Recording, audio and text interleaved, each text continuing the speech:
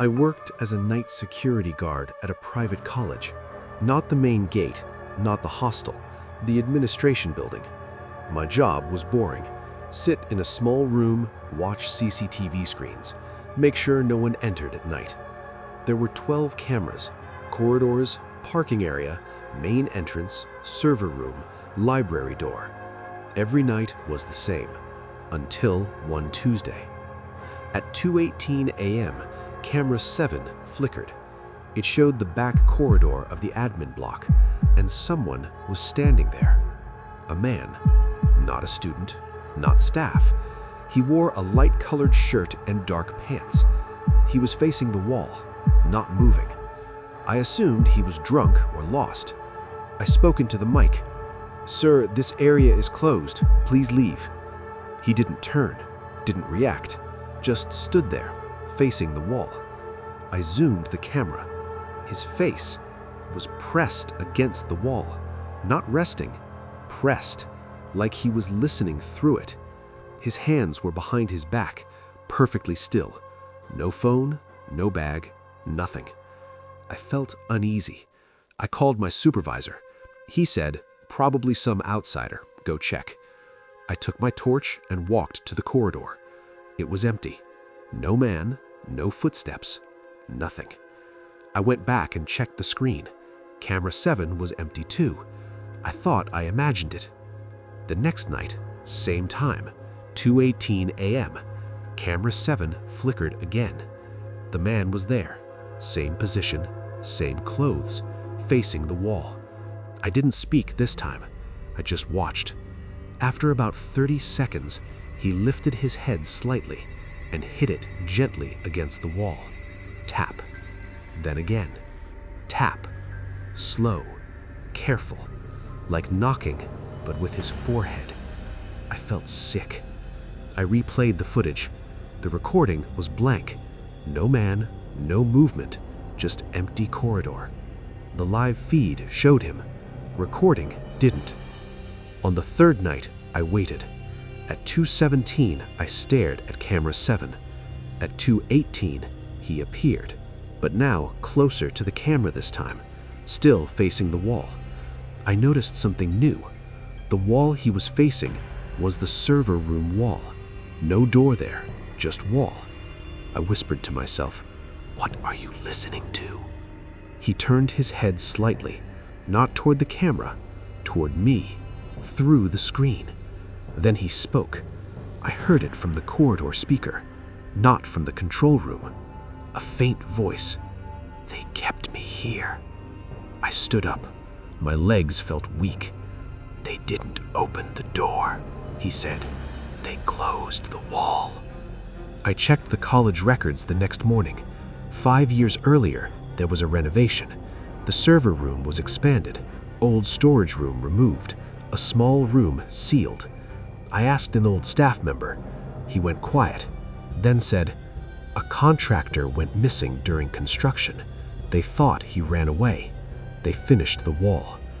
That night, I didn't want to go to work, but I needed the money. At 2:18 a.m., camera 7 flickered again. He was there, but now he was facing the camera. I finally saw his face, dust on his skin, eyes half open, mouth dry and cracked, like someone who died thirsty. "I heard you," he said. "You look at me." I whispered, "You're dead." He nodded. "I don't leave," he said. "I don't know how." Then he lifted his hand and pointed behind him at the wall. "Open," he said.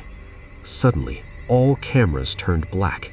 Just one stayed on, camera 7.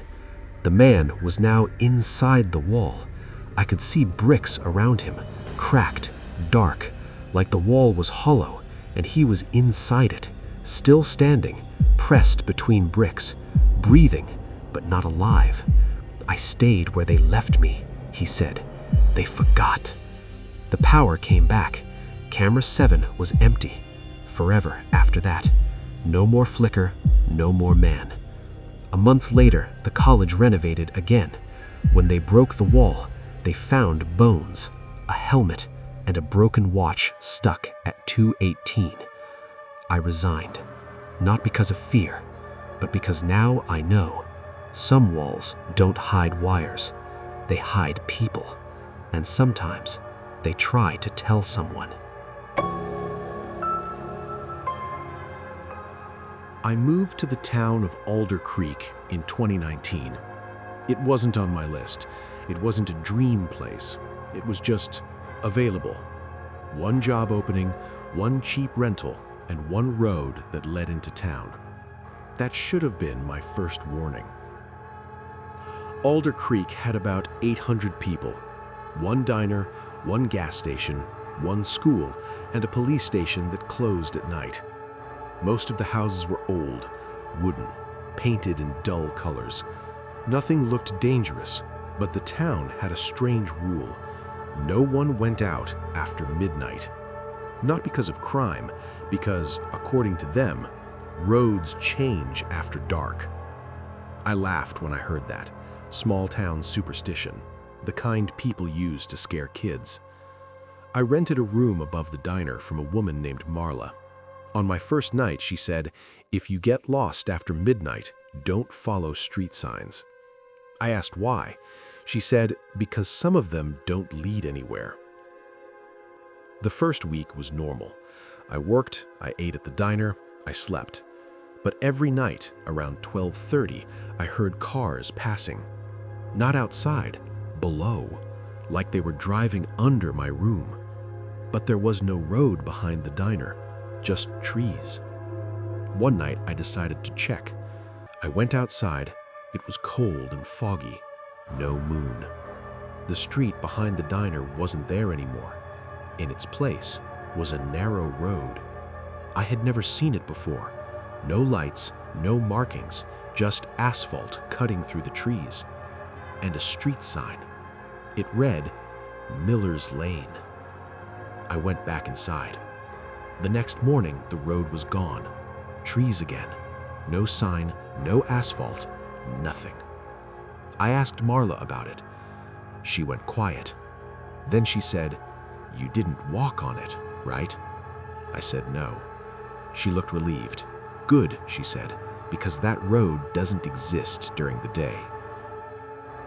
I should have left town then, but I didn't. Curiosity is a slow killer. 2 nights later, I saw the road again. Fog was thicker. The sign was there, Miller's Lane. This time, there were headlights coming toward me. A car driving out of the trees, old model, dirty. It stopped near me. The driver rolled down the window. It was a woman, late 20s, tired eyes. She said, "Do you know how to get back to Route 9? I told her there was no road here. She looked confused. "But I just came from it," she said. "I followed the signs." I asked which signs. She said green ones with white letters. That's when I noticed her car was wet. Not from rain, from inside. The windows were fogged, and something dark was smeared on the passenger seat. I told her, "You should go back the way you came." She nodded, drove into the trees, and disappeared. The next morning, a missing person poster was on the diner wall. Same woman. Name, Hannah Miller. Last seen driving at night. That night, the road appeared again. Longer, deeper into the forest. More signs. Miller's Lane. Turn back. Wrong way. All pointing forward. I stood at the edge. The air felt colder there, like the road was breathing. I heard a sound. Engines. Dozens of them.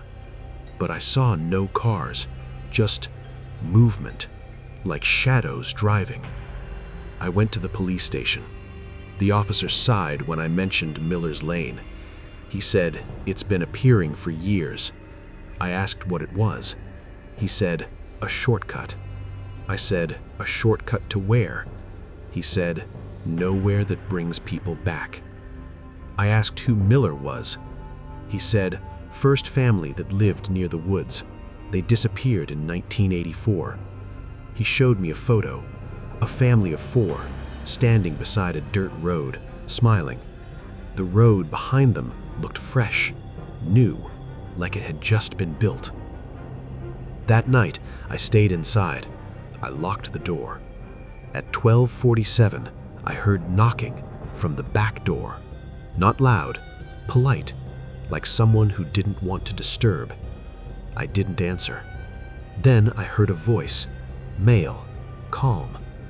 "Excuse me, do you know where Miller's Lane is?" I froze. I didn't move. "I've been driving for hours," the voice said. "My GPS stopped working." I looked through the window. There was no one there, but there were tire marks on the dirt, fresh, leading into the trees. The next day, Marla told me someone went missing. A truck driver passed through town at night, never made it out. That night, I made a mistake. I followed the road. Just a few steps. The trees leaned inward. No birds, no insects. The air smelled like oil and rust. I saw cars parked along the road, empty, doors open. Inside, belongings, phones, shoes, maps, all pointing forward. Then I saw them. People, standing in the trees, not walking, not breathing, just waiting. Their eyes were open, but they weren't looking at me. They were looking down the road, like they were expecting something. A sign appeared in front of me. "You are almost home." I ran. I didn't look back. I left town the next morning. No notice, no goodbye. A year later, I checked Alder Creek on Google Maps. The town was there. The diner was there.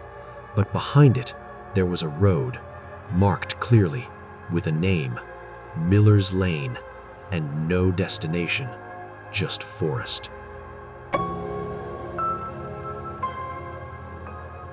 I joined college in 2021. It was a government engineering college in a small town. Old buildings, cracked walls, long corridors that smelled like dust and floor cleaner. The boys' hostel had 4 floors. I lived on the 3rd floor, room 317. At least, that's what the register said.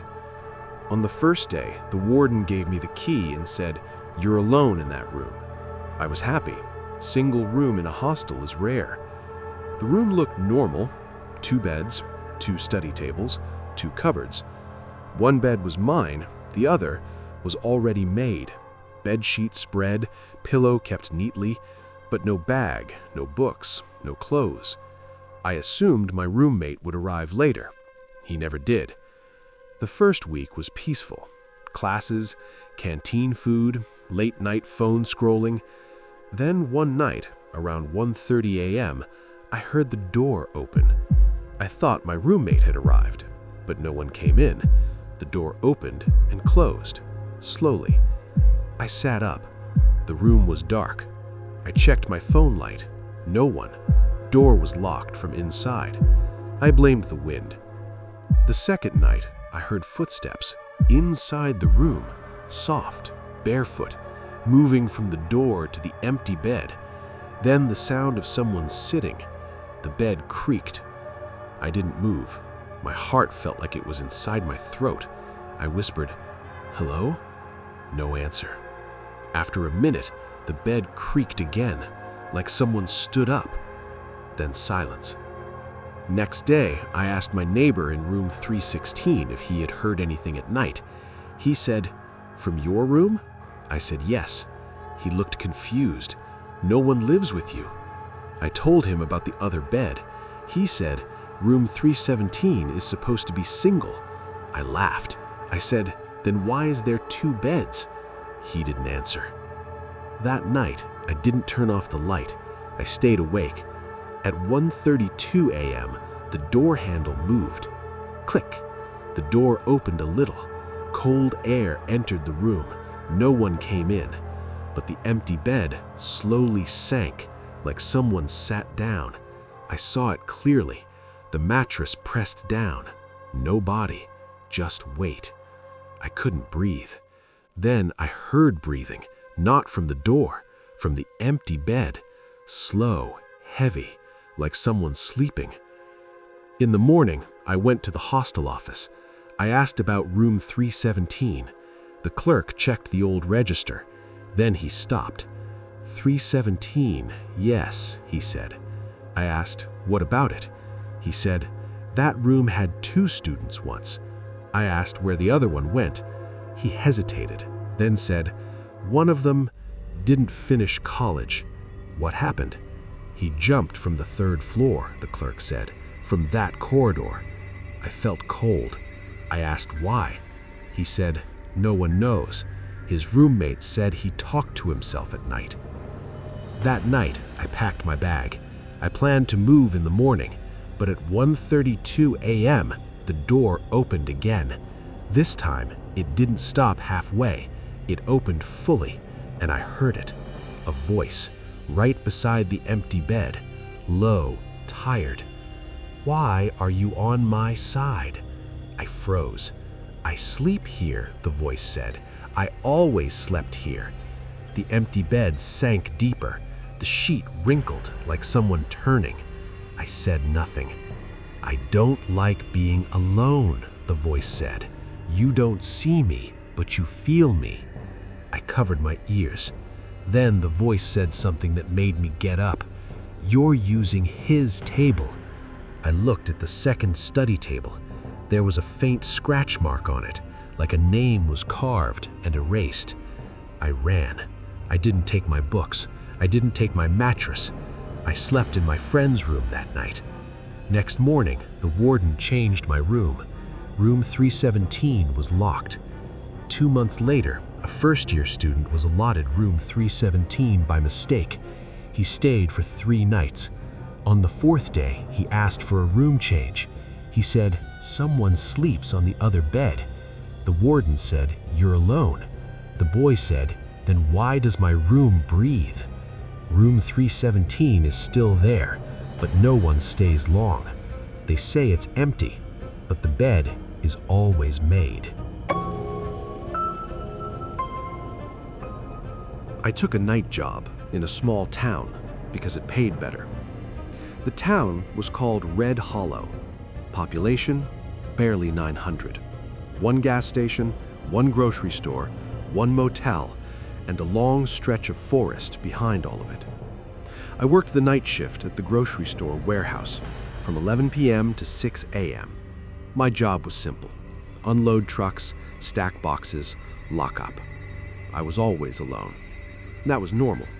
What wasn't normal was the voice. The first time I heard it, it was around 1:40 a.m. I was stacking boxes when I heard, hey, soft, male, like someone trying not to be heard. I froze. Hello? I said. No answer. I checked outside. No cars, no people, just the parking lot and the forest behind it. I thought it was my imagination. I went back inside. The second time, it said my name. Daniel. Clear as day. I dropped the box. I hadn't told anyone in town my name. I walked to the loading door and opened it. The night air felt colder than usual. Who's there? I asked. From the dark tree line, a voice answered, it's me. I said, who is me? There was a pause. Then, you know who I am. I shut the door and locked it. The next night, it came again. Same time, same place. This time it said, come here. Not angry, not threatening, patient, like it had all the time in the world. I ignored it, but I couldn't work properly after that. I kept watching the forest through the window. I told the store manager the next morning. He didn't laugh. He just said, don't answer it. I asked why. He said, because it learns your voice. I asked what he meant. He didn't explain. On the 4th night, the voice changed. It sounded like me. Same tone, same speed. Daniel, come here.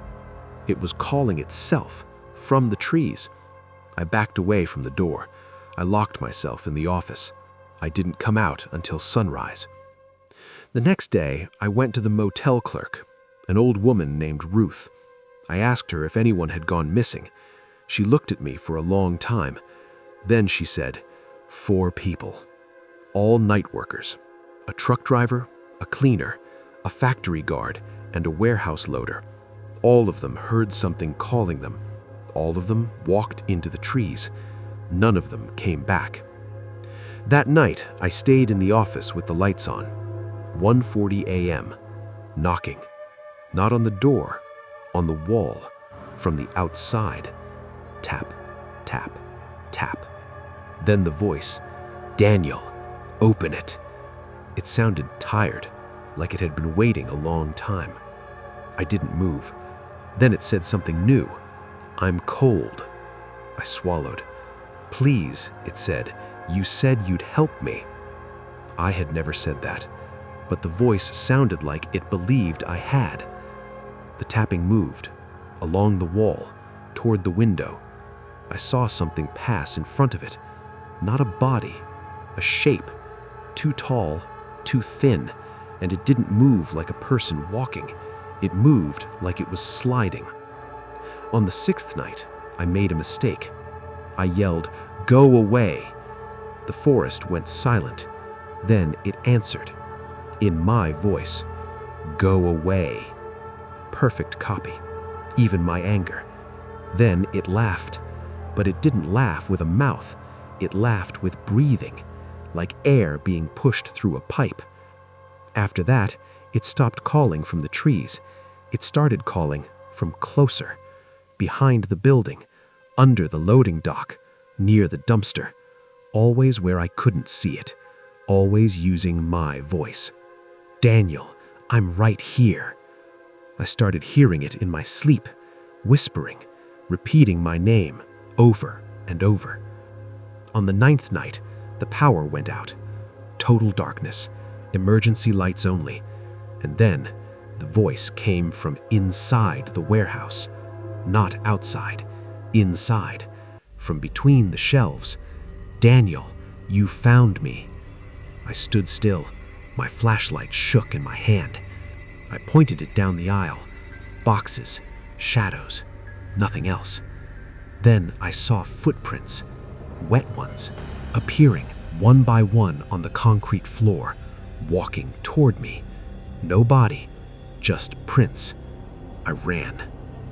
I quit the next morning. Didn't collect my pay, didn't pack my things. I left town before sunset. 2 months later, I checked Red Hollow online, small town news page. There was a new post, "Night warehouse worker missing." Under it, someone commented he heard his own voice. I changed my number. I moved cities. I don't work nights anymore. But sometimes, when it's quiet and there's no traffic and no wind, I hear someone whisper my name from far away, using my voice, like it's practicing.